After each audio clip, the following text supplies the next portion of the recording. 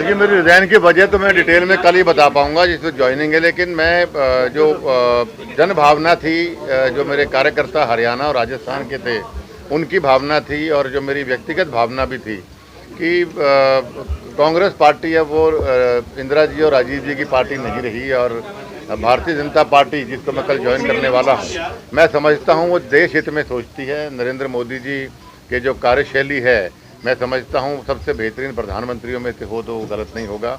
और हरियाणा में विशेष तौर पे आदरणीय मनोहर लाल खट्टर जी के जो काम करने का उनका तरीका, या जो उनकी सोच हरियाणा को नई उन्नति तक ले जाने की, उससे प्रभावित होकर मैं इस्तीफ़ा दे रहा हूँ कांग्रेस पार्टी से। और मैं स्पीकर साहब से भी अनुरोध करूँगा कि मेरा इस्तीफ़ा जरूर मंजूर करें। और जो इस्तीफ़े की लैंग्वेज है, जो विधानसभा की ऑफिशियल लैंग्वेज, लीगल लैंग्वेज है, उसको देख के मैंने लिखा।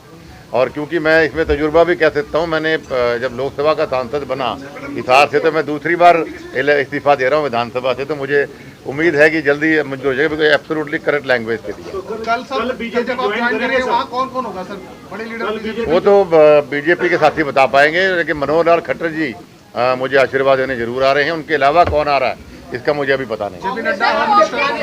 कांग्रेस में आपके पुराने साथी कौन कौन साथ हैं? अभी तो पुराने साथियों में दुडराम जी बैठे हैं ऑलरेडी बीजेपी में, और बहुत साथी मेरे, रेणुका जी पूरे विधायक 2 बार रही, साथ जाएंगी। और मेरे पास इस वक्त 7 और पूरे विधायकों के नाम हैं मेरे पास, और उनकी लिस्ट मैं मनोहर लाल जी को कल दूंगा। और जब वो बीजेपी चाहेगी उनको ज्वाइन करवाना, तो एक दिन में ज्वाइन में करवा सकता हूँ। कोई सिटिंग एमएलए भी साथ है क्या सर, और आपके अलावा कोई सिटिंग एमएलए भी? सिटिंग एमएलए अभी मेरे साथ कोई नहीं है। किसी तरह का कोई समझौता केंद्र में राजनीति करने का मौका मिलेगा, हरियाणा में मिलेगा? देखिए, मैं एक साधारण कार्यकर्ता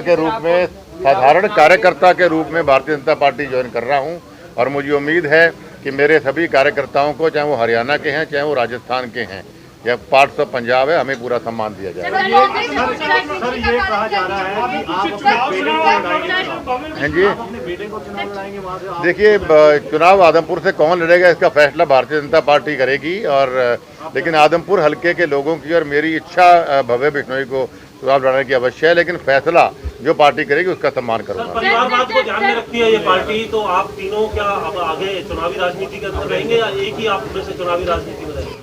पॉलिटिकल फैमिली तो पॉलिटिकल है, सभी चुनाव लड़ना चाहते हैं। रेणुका शायद चुनाव लड़ना नहीं चाहती, मैं और भव्य जरूर एक्टिव रहना चाहते हैं। तो ऐसी हरियाणा कांग्रेस आपने छोड़ दी है, इसके पीछे का कारण ये भी है कि आपको प्रदेश अध्यक्ष नहीं बनाया गया, क्या नाराजगी यही से? देखिए, नाराजगी तो काफ़ी पहले से थी मेरी, लेकिन उस आग में घी डालने की बात वो रही। लेकिन जैसे मैंने पहले कहा कि कांग्रेस पार्टी जो आइडियोलॉजी थी उससे भटक गई है, और जो इंदिरा जी और राजीव जी की कांग्रेस थी वो नहीं रही है, ये चाटुकारों की पार्टी रह गई है। ऐसे लोग पार्टी चला रहे हैं जिन्होंने या तो चुनाव लड़े नहीं, या 30-30 साल पहले चुनाव कभी जीते होंगे।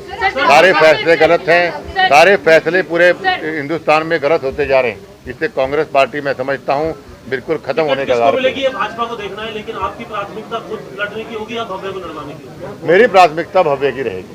कुलदीप कह रहे हैं कि कुलदीप बिश्नोई के जाने से ना तो बीजेपी को फायदा होगा, ना कांग्रेस को कोई नुकसान होगा। ये बात बीजेपी के नेता कह रहे हैं, तो उन्होंने कहा कि मैं उन्हीं बात को आगे बढ़ा रहा हूँ। चौधरी वीरेंद्र सिंह ने भी यही बयान दिया था। तो आप क्या कहेंगे हुड्डा साहब को? देखिए, जिस आदमी के जिस शरीर में जान होती है उसी का लोग विरोध करते हैं, मुर्दों का कौन विरोध करेगा? कुलदीप बिश्नोई में अगर कुछ दम है तभी लोग बोल रहे हैं, अगर नहीं होता वो कहते हैं कुलदीप बिश्नोई जैसे। प्रदेश अध्यक्ष सुदेवान ये कह रहे हैं कि ईडी के डर से आप भारतीय जनता पार्टी। मेरे पास आज तक ना कभी ईडी का कोई नोटिस आया है, ना कभी ईडी मेरे घर पे आई है। हमारा 3 साल पहले इनकम टैक्स का सर्च हुआ था, और वो सारे के सारे केस मेरे तकरीबन खत्म हो चुके हैं। मैं कुलदीप बिश्नोई ने सिद्धांतों और ईमानदारी और नैतिकता की राजनीति की है। मेरी छवि पाक साफ है और आगे ही वही रहेगी। कुलदीप जी, पहले भी आप भाजपा के साथ थे, आपको रास नहीं आई थी, अब आप चौथी बार पाला बदल रहे हैं, आपको लगता है ये सही फैसला होगा? नहीं, भाजपा पूरी रास आई थी, क्यों नहीं? 3 साल हमने बहुत बढ़िया तरीके से एक दूसरे का साथ दिया, लेकिन कई बार मनमुटाव परिवार में भी हो जाते हैं, और मनमुटाव का मतलब ये नहीं कि आपकी दुश्मनी हो जाती है। परिवार में कहीं नाराजगी थी, वो दूर हुई और हम इकट्ठे हुए दोबारा। आपके राजनीतिक करियर में 2009 से अगर हम बात करें और 2022 चल रहा है, आप कितनी बार मानते हैं कि आपसे सही फैसला लेने में चूक हुई है? मैंने फैसले हमेशा सही किए हैं, पर कुछ चीज़ें डेस्टिनी की भी होती हैं। ठीक है जी। कल अभय चौटाला का भी बयान सामने आया, उन्होंने कहा है कि आपकी कांग्रेस छोड़ने की मुख्य वजह भूपेंद्र सिंह हुड्डा है, तो आप भी क्या यही मानते हैं? भूपेंद्र सिंह हुड्डा वजह नहीं है, लेकिन आज मैं आपके माध्यम से, भूपेंद्र सिंह हुड्डा ने मुझे चैलेंज किया था भी कुलदीप बिश्नोई इस्तीफा दे, तो मैं उनका चैलेंज एक्सेप्ट करते हुए मैंने आज इस्तीफा दे दिया है। परम आदरणीय स्पीकर साहब जब मंजूर कर लेंगे और डिप्टी स्पीकर जब पानी हो जाए। सम्मान की इस लड़ाई में किरण चौधरी पर जिस तरीके के आरोप लग रहे हैं, आप चाहेंगे किरण चौधरी से कोई वार्ता करेंगे कि आप सम्मान लेने के लिए? अगर मुझे भारतीय जनता पार्टी की तरफ से आदेश होगा तो अवश्य बात करूंगा। और जिस प्रकार इनका परसों चिंतन शिविर हुआ, आपने फोटो भी देखे, वीडियो देखे, उनके चेहरे पर चिंता साफ दिख रही थी। और अभी तो शुरुआत है, आगे आगे देखिए होता है क्या। थैंक यू बस भाई साहब, थैंक यू।